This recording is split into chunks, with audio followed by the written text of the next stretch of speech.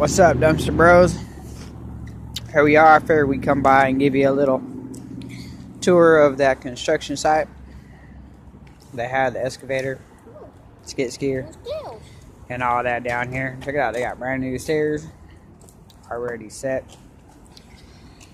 Then they got a brand new sidewalk, handicap ramp. Well, the nail's still there. So yeah, it's coming along pretty good. Whatever they're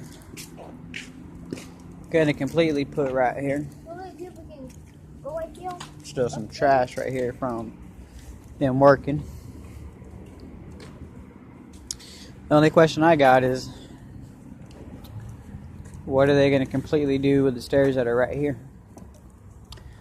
They made some stairs right there, but there's some stairs right here, as you can see, right down there. That's not done. But if you look, that's as much concrete as they poured right there, right on over the old original foundation right there. So figure since we put a video up when they had the equipment out here, I should have got one when they're out here working, but